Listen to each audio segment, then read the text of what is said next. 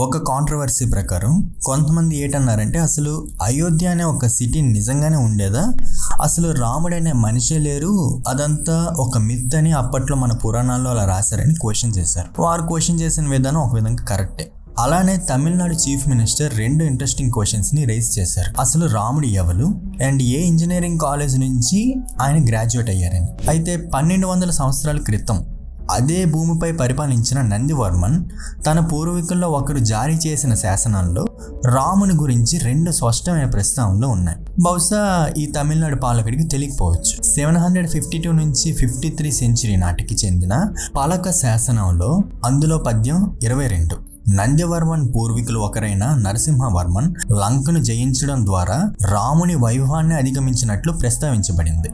మళ్ళీ 29వ శ్లోకంలో నందివర్మన్ స్వయంగా విల్లు విద్యలో రాముని పోలి ఉంటాడని చెప్పబడింది.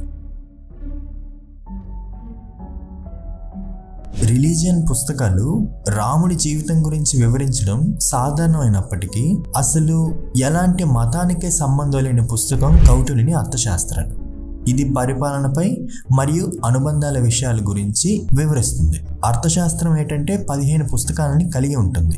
అందులో ప్రతి పుస్తకం అనేక అధ్యాయాలు కలిగి ఉంటాయి. ఇందులో ఇంద్రజయ 6th చాప్టర్ 6 ఇంద్రియాలని ఎలా కంట్రోల్లోకి తేవాలని ఉంటుంది.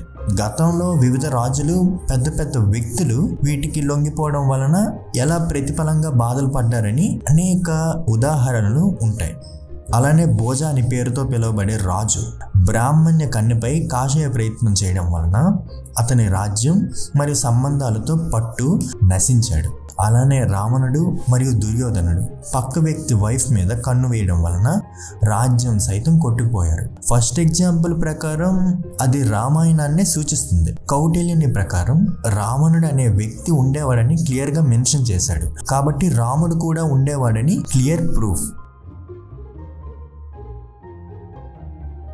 1947లో బ్రిటిషర్లు భారతదేశాన్ని విడిచిపెట్టినప్పుడు మనకి మన ఏన్షియన్ హిస్టరీ నాలెడ్జ్ పై ఒక గ్యాప్ అనేది ఏర్పడింది. పురావస్తు సర్వే ఆపై ఇండియా యొక్క తవ్వకాలు శాఖ సూపరింటెండెంట్ ఆర్కియాలజికల్ ఇన్ఛార్జ్ గా BBL లాల్ గారు పరిశోధనలో భాగమయ్యారు. వెంటనే ఈయన పశ్చిమ ఉత్తర భారతదేశంలోని కొన్ని పురాతన ప్రదేశాల్లో అన్వేషించడం ప్రారంభించారు. అయితే ఆ చోటు దగ్గర చాలా తక్కువగా రీసెర్చ్ జరిగింది. BBL లాల్ గారు ఏమంటున్నారంటే ఈ సైట్స్ లో నాకు చాలా వరకు ఒక వివిధ రకాల కొండలు దొరికాయి. ఈ సామాన్లన్నీ దాదాపు 6th or 5th century BC అప్పటివని తెలిసింది. ఈ ప్రత్యేకమైన కొండలు అందించిన అనేక ప్రదేశాలు మహాభారత కథతో ముడిపడి ఉన్నాయి. ఆపై నేను కౌరవుల రాజధాని అయిన హస్తినాపురానికి వెళ్లి తవ్వకాలు చేపట్టాలని నిర్ణయించుకున్నాను. ఉత్తరప్రదేశ్లోని గంగా నది ఒడ్డున నాకు ఒక పెద్ద మట్టి దెబ్బ కనిపించింది. గంగలో భారీ వరదల కారణం వలన వివిధ రంగులతో పెయింట్ చేయబడిన మట్టి కుండలు గణనీయమైన భాగంలో కొట్టుకుపోయాయి. అయితే ఇలా కానీ జరగకపోతుంటే మనకి ఇంకా క్లియర్ ఎవిడెన్స్ ఉండేవన్నమాట. వాలంటరీ రిటైర్మెంట్ తీసుకున్న తర్వాత 1972లో ఒక సర్వేని టేకప్ చేద్దామని ప్లాన్ చేశారు. ఈ సర్వే అనేది నాకు చాలా ఉపయోగపడింది. ఇది సుమారు 9 సంవత్సరాల వరకు సాగింది, ఫ్రమ్ 1977 to 1986. ఈ ప్రాజెక్ట్ కింద ఒక 5 sites ఇన్వెస్టిగేషన్ కి వచ్చాయి. అందులో మొదటిది Ayodhya, the capital of Kushala kingdom, రాముడు జన్మించిన ఊరు. రెండవది శ్రీరంగ వీరపుర, ఎక్కడైతే రాముడు, సీత మరియు లక్ష్మణ మొదటిసారిగా గంగా నదిని దాటారు. మూడవది భరద్వాజ ఆశ్రమం, ఎక్కడైతే వీళ్ళు ముగ్గురు ఒక నైట్ అంతా స్టే చేశారు. నాలుగవది చిత్రకోట, సౌత్కి వెళ్లే ముందు ఇక్కడ కొన్ని రోజులు ఉన్నారు. ఐదవది నందిగర్మ, రాముడు వెళ్ళిపోయిన తర్వాత భారత గవర్నమెంట్ అఫైర్స్ అనేది టేకప్ చేయడం మొదలు పెట్టారు. ఫస్ట్ అయోధ్యలో 14 చోట్లలో తవ్వకాలు జరిగాయి. ఇందులో మనకి బాగా తెలిసిన లొకేషన్స్ కూడా ఉన్నాయి, లైక్ జన్మభూమి, హనుమాన్ గ్రహి, కుశాల ఘాట్ అండ్ నాల్తెల. ఈ తవ్వకాల్లో మనకి ఒక నలుపు రంగుతో చేయబడిన కొన్ని మట్టి కొండలు వెలుగులోకి వచ్చాయి. వీటిలో ఒక్కొక్కటి ఒక్కొక్క రంగులో ఉన్నాయి, like jet black, indigo, silver to golden రంగులో ఉన్నాయి. ఇంకా చాలా షైనింగ్ గా ఉన్నాయి. రాగి మరియు ఇనుముతో చేయబడిన వస్తువులు కూడా. ఈ వస్తువులు కొన్ని పనులకు మరి కొన్ని యుద్ధాలకు ఉపయోగించారు. అలా తవ్వుతూ చాలా వస్తువులు బయటపడ్డాయి. అయితే ఆ టైంకి సంబంధించినవన్నీ సిలిండ్రికల్ షేప్లోనే ఉన్నాయి. ఇప్పుడు మన హరప్పన్ సివిలైజేషన్లో అన్ని క్యూబికల్ షేప్లో ఉంటాయి కదా. ఈ దేశంలో మొదటిగా అలా చేయడం స్టార్ట్ అయింది అనుకుంటా. అవన్నీ సిల్వర్ మరియు కాపర్ తోటే చేయబడ్డాయి. ఇంకా అలాగే గుర్తులు కూడా ఉన్నాయి. అయితే వాటి మీద ఎలాంటి ఇన్స్క్రిప్షన్స్ అనేవి లేవు. లైక్ వీటి తర్వాత వచ్చిన అన్ని కాయిన్స్ మీద రాజు యొక్క పేరు లేదా ఏమైనా రాసి ఉండేవి కదా, అవేమీ లేవు. బహుశా ఈ మాదిరిగా ప్రింటింగ్స్ తర్వాత వచ్చింది అనుకుంటా.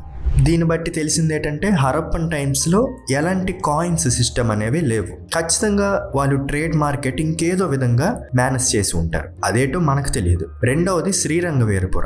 వెరీ డెప్త్ డీటెయిల్స్కి వెళ్లకుండా ఎంత చెప్పాలో అంత చెప్తా. లైక్ బిగినింగ్ కామన్ ఎరా టైం అప్పటి నుంచి ఎంతో కొంత ఇక్కడ పాపులేషన్ అనేది ఇంక్రీజ్ అవడం వలన వాటర్ సప్లై అనేది ముందు వాటికంటే ఎక్కువగా కావాల్సి వచ్చింది. సో నది ఒడ్డు నుంచి దూరంగా ఉన్న వాళ్ళకి ఒకనొక టైం అప్పుడు వాటర్ ప్రాబ్లం అనేది వస్తుంది. అప్పుడు వాళ్ళు ఏం ప్లాన్ చేశారంటే గంగా నది అనేది వర్షం టైం అప్పుడు బాగా పొంగుతుంది, అంటే ఒడ్డుని ముంచేసి ఊరు మీదకి వచ్చే అంతలా. అక్కడ లోకల్ ఇంజనీర్స్ ఏం ప్లాన్ చేశారంటే ఏ వాటర్ అయితే మీదకి వస్తుందో ఆ వాటర్ని స్టోర్ చేయాలని. సో వాళ్ళొక 250 మీటర్స్ ఒక పెద్ద కాంప్లెక్స్ ట్యాంక్ ని కట్టారు. అప్పట్లో కాలువలు ఉండేవి. కాలువలు అంటే ఇప్పుడు మన డ్రైనేజ్ సిస్టమ్స్ అని అనుకోకండి. అవి ఏంటంటే గంగా నది నుంచి వచ్చే వాటర్ మీదకి రాకుండా కాలువల నుంచి ఆ వాటర్ ని వేరే దారికి మళ్లించేవారు. ఆ వాటర్ ని నేరుగా ట్యాంక్ లోకి వచ్చేలా ప్లాన్ చేశారు. దీని వలన వాటర్ ఊర్లోకి వచ్చేది కాదు, అలానే వాటర్ కూడా స్టోర్ అయ్యేది. అయితే ఈ కన్స్ట్రక్షన్ డీటెయిల్స్ అనేది చెప్పలేను. సేమ్ ఇప్పుడు మోడర్న్ ఇంజనీర్స్ ఎలా ప్లాన్ చేశారో ఎగ్జాక్ట్ అలానే ఉంది. రఫ్ గా స్టోరేజ్ కెపాసిటీని క్యాలిక్యులేషన్ చేసిన ప్రకారం సుమారు 7.5 బిలియన్ లీటర్స్ అట. లైక్ వాళ్ళకి సెప్టెంబర్ నుంచి జూన్ వరకు వాటర్ అనేది సరిపోయేది. దీని తర్వాత జూలై నుంచి వాళ్ళకి ఫ్రెష్ వాటర్ అనేది దొరికేది. రామాయణం యొక్క మొదటి ఇన్ఫర్మేషన్ అనేది మనకి ఉత్తరప్రదేశ్లో కొసంబీలో దొరికిన టెర్కోటా ఆబ్జెక్ట్ నుంచి వచ్చింది. ఇది 1st or 2nd BC శతాబ్దం నాటిది. ఇది రావణుడు సీతను అపహరించిన తర్వాత ఆమెని తీసుకొని వెళ్ళినట్లుగా చిత్రీకరించబడింది. ఇదేమో ప్రెజెంట్ లాస్ ఏంజల్స్ కంట్రీ మ్యూజియంలో ఉంది. బట్ నచారా ఖీర్ హర్యానా నుంచి వచ్చింది. అలానే ఇంకో 3 ఉన్నాయి, అవి కూడా హర్యానా నుంచి వచ్చినవే. కానీ దీని యొక్క టాప్ పార్ట్లోని ఒక ఇన్స్క్రిప్షన్ రాసింది రామాయణంలో ఉన్న ఒక చిన్న భాగం గురించి. పాంచావతికి వెళ్తున్న రాముడు ఒక పెద్ద గ్రద్దతో కలుస్తాడు. ఈ గ్రద్దేమో సీత గురించి కొన్ని క్లూస్ ఇస్తుంది. ఆ క్లూస్తో ఆ బ్రదర్స్ అక్కడి నుంచి స్టార్ట్ అవుతారు. అలానే ఈ స్టోన్ ప్యానెల్ అనేది నాగార్జునకొండ ఆంధ్రప్రదేశ్ నుంచి. ఈ ఆర్ట్ స్టైల్ అనేది ఇష్వాకు స్కూల్కి చెందినది. దశరథ జటకాల్లోని ఒక పార్ట్ని వివరిస్తుంది.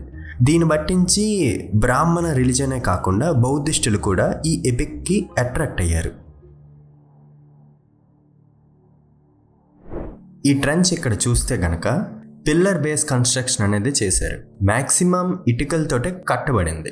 ఆర్కియాలజిస్ట్స్ ఏమంటున్నారంటే ఇది పిల్లర్ బేస్ కన్స్ట్రక్షన్ అనేది కాదు, ఇదంతా ఒక గోడ అని. 12వ శతాబ్దం నాటికి చెందిన ఒక హిందూ టెంపుల్ని బాబర్ మసీద్గా మార్చారని. December 6, 1992 మసీద్ అనేది కూల్చివేయబడింది. కూల్చివేయడం బాధాకరమైనప్పటికీ కొన్ని ఆర్కియాలజికల్ మెటీరియల్స్ మసీద్ యొక్క గోడల నుంచి వచ్చాయి. లైక్ కొన్ని వస్తువులు బయటపడ్డాయి. దానికి తోడు 3 శాసనాలు కూడా బయటపడ్డాయి. ఈ 3 శాసనాల్లో ఒక శాసనం రాయి పలక మీద చెక్కబడింది. ఈ శాసనం అనేది హై ఫ్లో సాంస్క్రిట్ వర్షన్లో రాసింది. 12వ or 11వ శతాబ్దం నాటికి చెందినది. నాగరి స్క్రిప్ట్లో లిఖించబడడం వలన చదవడానికి చాలా కష్టంగా ఉండేది. కొన్ని అర్థమయ్యేవి, కొన్ని అర్థమయ్యేవి కాదు. కానీ 15వ లైన్లో ఈ గుడి గురించి లిఖించబడింది. అందమైన ఈ విష్ణుహరి కోవిల రాళ్లతో కట్టబడింది మరియు గోపురం మొత్తం బంగారంతో చేయబడింది. అప్పట్లో ఏ గుడికి తీసిపోని విధంగా కట్టబడింది. ఈ అద్భుతమైన గుడి అయోధ్య సేకంట మండలంలో కట్టబడిందని లిఖించబడింది. దీన్ని బట్టించి అర్థమైంది ఏంటంటే మసీద్ గోడల నుంచి బయటపడిన ఈ ఇన్స్క్రిప్షన్స్ 11వ 12వ శతాబ్దం నాటిలో ఇక్కడ ఒక గుడి ఉండేదని. తమిళనాడు సముద్ర తీరం దగ్గర ఉన్న ధనుష్కోడి నుంచి మొదలు పెడితే ఈస్ట్ సౌదర్న్ ఈస్ట్ డైరెక్షన్లో ఇసుక టిన్నెలు మరియు ఆ నీటి కిందన కోరల్ రిఫ్స్ మరియు లైమ్ స్టోన్ షోల్స్ అనేవి right up to Mannar island నుంచి నార్థన్ పార్ట్ శ్రీలంక వరకు ఉన్నాయి. పొడవు సుమారు 30 కిలోమీటర్లు. దీనినే Ram Setu as well as Adams bridge అని అంటారు. 16వ 17వ శతాబ్దం నాటికి చెందిన మ్యాప్లో భారతదేశం మరియు శ్రీలంక మధ్యలో అటు నుంచి ఇటు నుంచి అటు ఒక ల్యాండ్ లింక్ కనెక్షన్ అనేది ఉండేదని చూపిస్తుంది. దీనికే యాడమ్స్ బ్రిడ్జ్ అని పేరు పెట్టారు. 1400 to 80 సెంచరీ వరకు ఈ లింక్ అనేది భారతదేశం మరియు శ్రీలంక మధ్యన వారధిగా పనిచేసింది. 13వ శతాబ్దంలో యాత్రికుడు మార్క్ పోలో ప్రపంచంలోని అనేక ప్రాంతాలను సందర్శించినప్పుడు దీనికి సీతాబ్యాన్ రామేశ్వర్ అని పేర్కొన్నాడు. సేతు అంటే బ్రిడ్జ్ రిలేటెడ్ టు రామ. సేతు బంధన మీన్స్ బ్రిడ్జ్ ఆఫ్ ఓషన్. క్రీస్తు పూర్వం 3వ శతాబ్దంలో అశోకుడు బౌద్ధ మతానికి మారిన తర్వాత ఆ మతాన్ని ప్రచారం చేయాలనుకున్నాడు. సో అందుకు తన కొడుకును మహేంద్ర మరియు కుమార్తె సంఘమిత్రను శ్రీలంకకు పంపాడు. వారు తమతో పాటు బౌద్ధ గాయ నుండి బుద్ధుడు మోక్షం పొందిన చెట్టు కొమ్మను తీసుకుని వెళ్లారు. కొంతమంది పండితులు అభిప్రాయ ప్రకారం వారు శ్రీలంక భూమార్గాన్ని చేపట్టారని, అలా అయితే అది ఈ బ్రిడ్జే కావచ్చని అన్నారు. అదేవిధంగా 13వ శతాబ్దం నుండి 17వ శతాబ్దం వరకు పరిపాలించిన తమిళ రాజులు విడుదల చేసిన నాణేలు రామసేతు ఉన్నది అని పెద్ద ఎత్తులో పేర్కొన్నారు. ఈ కాయిన్కి ముందు ఒక మనిషి నించున్నట్టుగా ఉంటుంది, ఇంకొక పక్క నంది శివుడి యొక్క వాహనం. అక్కడి నుంచే కొంచెం పక్కన చంద్రవంక, కిందన సేతు అని తమిళ భాషలో రాసి ఉంటుంది. యాదృచ్ఛికంగా ఈ నాణ్యశాస్త్రం భారతదేశం వైపు నుండి కాదు, శ్రీలంక నుండి వచ్చినట్లు గమనించవచ్చు. సో ఇప్పుడు దాకా నేను మీకు చెప్పిన ఎవిడెన్స్ అన్ని లిటరేచర్, ట్రెడిషన్, కార్టోగ్రఫీ, ఎపిగ్రఫీ, న్యూమిమాటిక్స్. ఇప్పుడు చివరగా రాముడు కట్టించిన ఆ బ్రిడ్జ్ అప్పటికి ఇప్పటికి ఏం మారిందో చూద్దాం. ఒక అంచనా ప్రకారం సుమారుగా 8000 BCలో సముద్ర మట్టం ప్రస్తుతం ఉన్న దానికంటే 60 మీటర్లు దిగువగా ఉండవచ్చని ఒక అంచనా. అయితే 4000 and 5000 BC మధ్యకాలంలోని ఇది 17 మీటర్లు దిగువగా ఉండొచ్చని మరొక అంచనా. సో సముద్రం ప్రతి సంవత్సరం 2 mm ఇంక్రీజ్ అవుతూ వస్తుంది. ఇలా ఎందుకనంటే వాతావరణం వేడెక్కడం వలన ఇలా జరుగుతూ వస్తుంది. సుమారుగా 10,000 సంవత్సరాల క్రితం హోలోసిన్ ప్రారంభం నుండి సముద్ర మట్టం పెరుగుదల ప్రపంచవ్యాప్తంగా చాలా ఆసక్తి కలిగించింది. గ్లోబల్ సీ లెవెల్ సుమారుగా 10,000 సంవత్సరాల క్రితం ప్రస్తుత స్థాయి కంటే కనీసం 30 మీటర్లు దిగువగా ఉండేది. ఎందుకంటే పెద్ద మొత్తంలో నీరు అనేది ఐస్ రూపంలో గడ్డ కట్టుకుని ఉండిపోయింది కాబట్టి. అయితే ఒక్కసారిగా సముద్రం పెరగడం స్టార్ట్ అయింది. దీన్నే ఫ్లాండ్రియన్ ట్రాన్స్గ్రెషన్ అని అంటారు. ఆర్కలాజికల్ ఎక్స్కవేషన్స్ ప్రకారం ప్రపంచంలో వివిధ ప్రాంతాల్లోని సీ లెవెల్ రైజ్ అయిందని కన్ఫర్మ్ అయింది. ఫర్ ఎగ్జాంపుల్ 1945లో అరికమేడు వద్ద పాండిచేరి సమీపంలోని ఏన్షియంట్ సీపోర్ట్ గురించి తవ్వినప్పుడు 1వ 2వ శతాబ్దం నాటికి చెందిన ఇండో రోమన్ వేర్ హౌస్ ఇప్పుడు సముద్ర మట్టానికి దిగువన ఉన్నదని వీళ్ళు కనుగొన్నారు. చివరిగా ఇన్వెస్టిగేషన్ బట్టించి తెలిసింది ఏంటంటే ఇప్పటి వరకు వేసిన అన్ని అంచనాల ప్రకారం మీకు ఆల్రెడీ ఒక పాయింట్ స్ట్రైక్ అయ్యే ఉండాలి. అదేంటంటే సముద్ర మట్టం ఇప్పటికంటే కనీసం 6 మీటర్లు దిగువగా ఉండాలి అని. సో సీ లెవెల్ కానీ రైజ్ అవ్వకపోయి ఉంటే ధనుష్కోడి నుంచి తలేమనార్ వరకు రాముడు కట్టించిన ఆ బ్రిడ్జ్ క్లియర్గా కనిపించేది.